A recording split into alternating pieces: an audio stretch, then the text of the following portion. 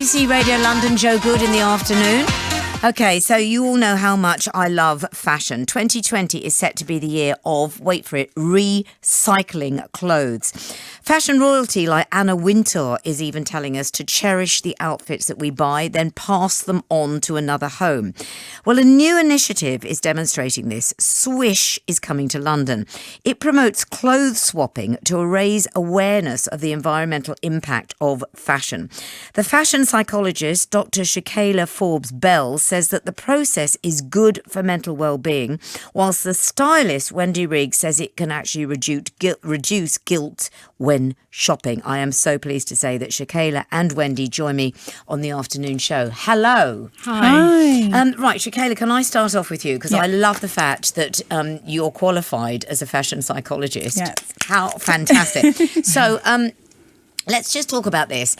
The adrenaline hit, and I love fashion, right? Yeah. And the adrenaline hit you get when you buy something, and now you're given it. If now, so we're paying for plastic bags in supermarkets, but when you buy clothes, if you're buying from certain stores, they give you a carrier bag with nice handles, made from cardboard, and often put tissue in and a bow and everything. All of that ceremonial buying something new from a store feeds our whatever. It feeds our feel-good factor, doesn't it? So is that part of the whole thing of buying something? Not just the fact I'm going to take this home and put it on, but I've actually, the whole process of being handed this package makes you feel good. Definitely. I mean, we all experience that bout of instant gratification when we buy something new. But I think now with so much going on in the world and sustainability being such a hot topic, we can also feel like a sense of regret if we feel like we're contributing to the 300,000 tons of waste that the UK contributes. But then I have to stop you there. Do we? I mean, I'd like to think we do, because we're going on and on. But I live just off Oxford Street, where there are queues outside Zara, the queues outside Primark, outside Next. Whenever they put sales up, there are people, do people really think about it? Or are the people that are buying vintage or handing on just people that are into vintage clothing? Well, some studies have found that there are neurological evidence to support the fact that when we do good, we feel good, right? So, for example, if you are reducing your environmental footprint by buying vintage, by going to close-up events like the North London Waste Association, Swish and Style, you are going to experience the same neurological benefits that you are going to be if you're just being charitable. Really? Yeah. So that adrenaline hit you will get from handing on or swapping is the same as when you're handed that brand new, very expensive. Precisely. Exactly. Yeah. So you're still going to feel that rush, that dopamine, the neural reward networks are still going to be firing because you're going to be doing good and you're also going to be receiving something as well. So it's kind of like a win-win. So you're getting something, you're feeding into that instant gratification of getting something stylish and trendy without that guilt and remorse that you'll feel by having a larger environmental footprint. Because there's a lot of peer pressure, especially with social media, with younger people now, that, social media, I know because I have a YouTube channel and I think, gosh, I'm wearing the same thing this week as I wore last week and I should, so to constantly refresh the wardrobe how are they juggling with this, do you think? So when I was looking into studies about clothing, of course, there is that pressure to be of the moment, have to be trendy, and fast fashion definitely feeds into that. However, there are some studies that showed that more tailored clothing actually has the same positive associations. So, for example, at the North London Waste Association Swish and Style event, there are going to be workshops that will help you learn how to repair, how to repurpose clothes so that it suits you better. And actually, there's a study by Karen Pine, which found that when looking at photographs of people wearing tailored and customized clothing versus wearing ones that are like fast fashion off the rack, people viewed the individuals wearing tailored clothing to be more successful, more positive. So if we find something that we can have for ourselves and to customize it and make it fit us, rather than having something that millions of people are going to wear and that's just going to go out of style in about 5 minutes, we're going to cherish it more and it's going to positively impact our style. I love looking at old photographs of people in London at Victoria Station, whatever, and they're all in tailored, whatever their income is, they're all wearing hats and tailored coats, and you're absolutely right. Wendy, welcome. So Shakaila has talked about the whole event. Tell us what is on offer. Where is it, and how can we get involved? Well, if you go to the website, the Wise Up to Waist website, you can find your nearest event. So there are going to be 13 of these events over North London, and then it 13? Yeah, and then it will expand. To other parts of London and to the rest of the country as well. So what happens? So is it swapping? Is it selling? Is it buying? How does it work? Well, I've swished, I have to say, and I loved it. So basically, you bring along up to 15 items in good condition. They're very strict about that. They must be lovely things. Nothing that looks grubby. No. So, and then they take them and weigh them, and your 15 items then get hung on the rails, and you get 50. So it's done through weight, not through... Well, they weigh it so that they know how much they've stopped from going to landfill, so how many tonnes. Brilliant. So then you get a little fabric swatch with... it's got polka dots on it, and they cross them off when you... So you've got 15 of those to spend, as it were. But if you don't spend them all at one event, you can then take them on to the next event. So I had an absolutely lovely time. It was. I didn't know what to expect. And it was such a happy vibe about it. So where was it? Where was the one you went to? It was in Finsbury Park. And you chat to people. There were actually cakes there.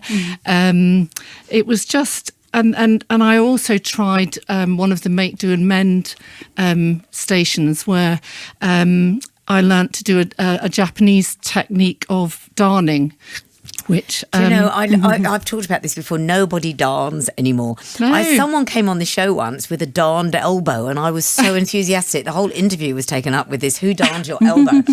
Because my mum still has her old workbox full of button jars and needles and bits of old wool and everything, and you just think no one even knows how to use all this stuff. Mend and make do. How fantastic is that? Yeah. But it all sort of takes me back to my days at Jackie magazine as fashion editor, where we, were you there with Nina? I was, yeah. Oh, she's been on the show a lot. I'm sure, yeah. Nina Miskoff, everybody. So we had a little page that kind of gave girls ideas for how they could make things. I absolutely loved being in charge of that. I bet you did. And well, you said, Wendy, you went to one at Finsbury Park. Yeah. So how many people were there at that one? Sort of in and out through the day, probably 100, 200. But and is this men? Is it male fashion or just female fashion? There is menswear there and children's wear, but brilliant. And we want to encourage men to come along because there's some great stuff for them.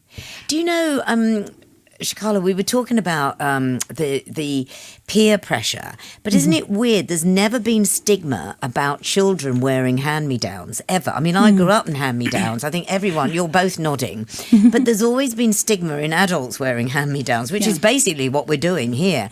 But with kids, that was always the way, wasn't it? You wore what your brother wore, or the woman down the road said, I've got a load of stuff. Yeah. How nice it is eventually coming through to adults. Yeah, and I definitely agree. Like, for example, like Gen Z and like the millennial generation, they're really more interested in sustainability. So, for example, Whereisma, the global influencer intelligence platform, they found that online audience interest in sustainability has grown year on year over 50%. Isn't that so there interesting? really is that appetite to just kind of get involved in vintage and hand-me-downs. And I can remember when Kate Moss was the first to do this, and people like scratching their head over Kate Moss, who could afford anything, was wearing, second-hand clothes because she was obviously, she cared, but also that was her eye for fashion. She realised that tailoring and good fabric and everything else was of prime importance, but she was out on her own for ages doing all of this. So there are 13. Are they happening at all different times then? Yes, if you go to the Wise Up for Waste website, you can find when the next one is and what's nearest you. And so to contribute, do you need to sign on and register, or can you just turn up and bring your clothes? You can just turn up. I think one of the things I've taken from this, which is so important, and I was with Robert Elms's wife, actually, we were running a stall at an indoor Christmas market, selling second-hand clothes, and it is so important that they're in good nick Yeah. Because at the moment, this will have real status, this event, because people can go knowing they've got stuff that they can wear that hasn't got bobbled, hasn't bobbed, hasn't got sweat marks, doesn't smell, is in really good nick. And that's probably one of the most important things about this, would you say? Yeah, I agree. And I think it's really good that they made a point that they're going to make sure that all the clothing is good, is appropriate, is stain free. Good. And if there are any damages, of course, like they said at the workshops, you'll be able to be taught how to mend and repair. Your own. Yeah. And that must, you're a psychologist, that must give you great comfort thinking, I've worked on this, I've sewn the buttons on. Yeah, there's a lot of studies that found like when you have a personal hand in customizing your clothing, you get a greater attachment to it. And there's studies that say like if you have that closer attachment, and then you're going to get more wearing out of it. And if you wear your clothes for about 3 years, which is 9 months more than the UK average. Is it? Yes, you're going to reduce your waste by 20 to 30%. Oh my God, 3 years is like... But there are kids who will only wear something for a weekend Yeah. and bin it. And Yeah. I would have been the same if I'd had that at that age, wouldn't you, Wendy? Oh, absolutely. But party wear is one of the biggest things that people buy and just never wear wear literally once, or they buy wedding it for a dress. wedding. Yeah. So if anyone's looking for party wear or something to wear to a spring wedding, they could find something fantastic. Okay, so let me give you the details. The next one is the 8th of January. It's between 6 and 9 o'clock in the evening at Dragon Hall Trust, which is Covent Garden, Stukely Street in Covent Garden. If you can go along to that between 6 and 9, that's on January. That's like Thursday, is it, or Wednesday? Wednesday. The admission is absolutely free. If you want to find out more about the whole event, go to wiseuptowaste.org.uk, wiseuptowaste.org.uk, and look at Swish/Swish. Wendy Rigg and Dr. Shakaila Forbes-Bell, thank you so much for coming in. Brilliant. Thank you. Thank you.